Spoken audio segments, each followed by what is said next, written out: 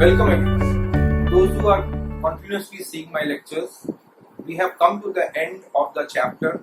There is only one topic left, which is guarantee given to partner or partners. If you remember, in my last lecture we had talked about past adjustment and we have completed that, and we will start with the series of lectures now where we will talk about guarantee to a partner or to partners. Keep watching. Now let us read the question. Here you can see there are two questions, and the first question talks about three partners, Amit, Romit and Sumit, and they have a PSR of 3:2:1. You can very clearly see that Amit has been given a guarantee of 30,000 and three cases have been mentioned. In the first case, he has been given the guarantee by one of the partners, that is Romit.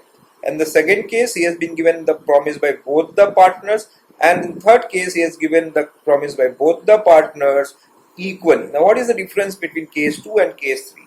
In case 2, since the guarantee is given by both the partners, the shortfall will be brought in their PSR, that is 2:1. And in case 3, both the partners have given the guarantee equally, therefore the shortfall will be brought in equal proportion or equal ratio by both the partners. Here the partners are Romit and Sumit. Now the question has asked us to pass an adjusting entry in each case, therefore we have to pass journals to show the each case. Now let us move on to the second question and let us see how is it different. First thing which you can see is that there are three partners here also, Anju, Manju and Sanju, but their PSR is equal in this case. PSR is equal. Anju was guaranteed a profit of 30,000 like the first question. Here also the guarantee is given of 30,000 by both the partners. The loss of the year was 27,000. So the basic difference between the first question, you can see profit over there, and the second question, there is a loss over there. So we'll now solve the question. After we have read the question, we have come to this information that there are three partners, Amit, Romit and Sumit, and they have a PSR given to us as 3:2:1. And Amit has been given a guarantee of a minimum profit of 30,000. That has been mentioned over there. So there is a promise given by the partners or given by one of the partners to one of the partners that his minimum profit will be 30,000. At the end of the year, the profit of the firm was 54,000. And now let us analyze the three cases which has been given over here. You can see the first case, the promise has been given by Romit. In the second case, both the partners has promised that, and in the third case, both the partners has promised equal. So there is a difference between the second case and the third case that we'll see later. But first, let us see how will the first thing work. That is when the promise has been given by Romit. Now, first let us calculate what is the profit which has to be distributed among the three partners. So the profit given is 54,000. And now, if we divide that in the ratio of 3:2:1, if we divide 54,000 by 6, that is 3 plus 2 plus 1, 6, we get 9,000. So first, that is the last partner, Sumit, 9,000. Second partner, Romit, 18,000. And the first partner, Amit, is basically getting how much? 27,000. So you can see over here that we have divided 54,000 the ratio of 3:2:1. So 27,000 to the first partner, 18,000 to the second partner, and 9,000 to the third partner. Now the case very clearly says that Amit, the first partner, was given a guarantee of 30,000. Has he got 30,000? The answer is no. What is the shortfall? 3,000. Okay, the shortfall over here is 3,000. Now here in the first case, what is actually happening is that the promise is given by the second partner, Romit. So I am subtracting 3,000 from Romit and adding 3,000 to Amit. So this is the first case in which 3,000 has been withdrawn from the second partner and given it to the first partner. So we'll see the journal entry for case 1.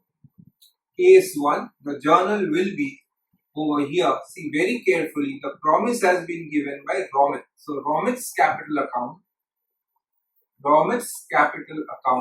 debit.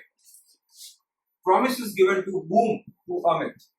To Amit's capital account. What was the shortfall? 3,000. Who has made it? second partner Romit. So 3000 in the debit side and 3000 in the credit side. I hope you have understood this is the format of a journal. We have the date column, particulars column, there is a ledger folio column and the debit and the credit column. I am not drawing that format, but I am explaining to you the journal entry. Why has Romit been debited and why has Amit been credited? This has to be understood. Amit is in shortage of 3000, so Amit will get 3000, and who is giving? That is Romit is giving, therefore Romit is debited. Now in the second case, this is case number 1. Now let us move on to case number 2. What does the case number 2 say? Both the parties. Now there is a shortage of 3000, so 3000 will be added, and both the partners has given in their profit sharing ratio, it is 2000 and 1000. Please understand very carefully. The PSR is 3:2:1, and you can see very carefully there is a shortage of 3000 for the first partner Amir, and 3000 has to be written in the ratio of 2:1. So when we are writing 3000 in the ratio of 2:1, that means 2000 needs to be deducted from the second partner, that is Romit, and 1000 needs to be deducted from the third partner, says Sumit. So now the case 2, the journal entry for case 2 will be Romit's capital account debit, Sumit's capital account debit to Amit's capital account. So over here 2000, over here 1000, and over here 3000. I hope this concept is very clear. As both the partners has promised to give one of the partners the shortage will be paid in the prevailing ratio, which is 3:2:1. And now you can see the two partners, that is Romit and Sumit, are actually giving 2000 and 1000 to Amit, and therefore Amit is credited, and since Romit and Sumit are giving, they are debited. Now the third case is a bit different. Why? Because here both the partners are giving, but they are meeting the deficiency, that is of 3000 equally. That means both the partners are giving 1500 rupees each. See very carefully, this is case number 3, where we need to add 3000 to the first partner and we need to deduct 1500 each from both the partners, because here the word equally has been mentioned. So therefore case 3 will have the same journal entry as case 2, but there will be a difference in the amount, and the journal entry will be Romit's capital account debit, Sumit's capital account debit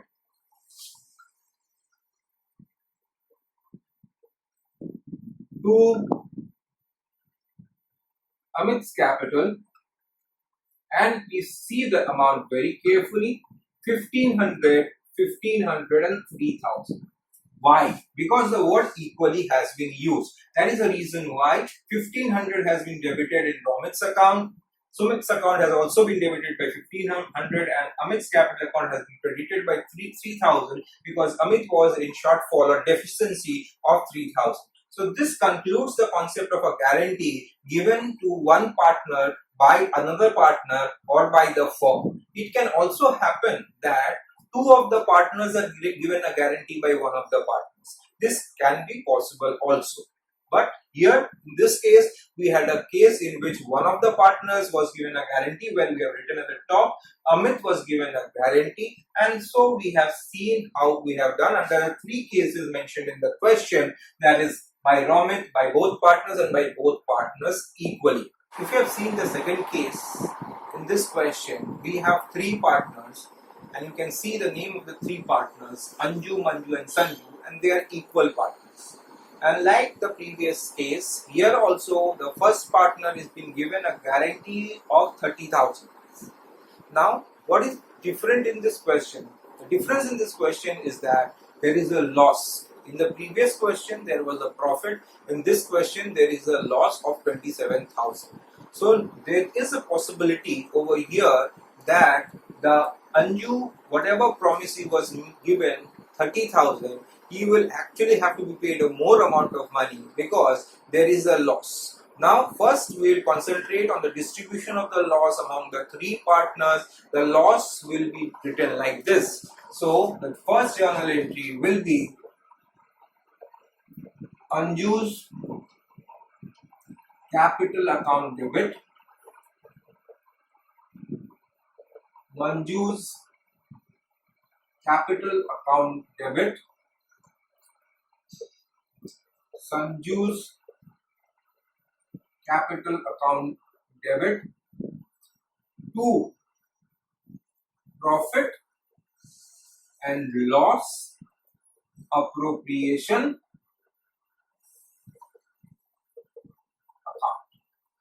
I hope you know that the profit or loss is always in the appropriation, and we are distributing the loss in the appropriation, and the loss is distributed equally, so every partner will have to bear 9,000. Okay, so 27,000 has been divided in equal ratio because they are equal partners, and therefore each partner has to bear 9,000. Now see over here, Anju was given a guarantee of how much? Anju was given a guarantee of 30,000. Therefore now Anju will be getting 30,000 plus 9,000, which was a loss. So 39,000 will be given to Anju. And how will it be given to Anju? It will be given equally by the partners, that is Manju and Sanju. So 39,000 divided by 2 will give you 19,500 for both the partners. Therefore, 19,500 will be debited in the accounts of Manju and Sanju, and 39,000 will be credited in the account of Anju because Anju was given the promise. So let us do the last journal entry now. The last journal entry over here will be, very carefully, see, Manju's capital account debit, Sanju's capital account debit to Anju capital account, because Anju was given the promise, and therefore Anju will be credited, and the partners who gave the promise will be credited. So what was the amount? 39,000 is the shortage, and how will it be met? It will be met equally by the partners because the partners are equal partners. So we are writing the figures over here: 19,500 to first partner, 19,500 to the next partner, and Anju is getting a total amount of 39,000. So therefore, over here you can see very carefully the shortage, which was 39,000, was brought in by Manju and Sanju in their PSR, which was equal 19,500, 19,500. We have just now taken the first sum in which we had 3 cases, and the second sum in which we had just 1 case, and it was a loss. In the first case it was a profit, in the second case there was a loss. So we have just concluded with that. After solving this sum, in my next lecture I'll come with the same concept of the guarantee, but now we'll do a sum with guarantee, preparation of the profit and loss appropriation. We'll explain the concept of profit and loss appropriation account, and we'll see the guarantee over there, and we'll also pass the final journal entry for giving the guarantee. Keep watching, don't miss any of my lectures. All the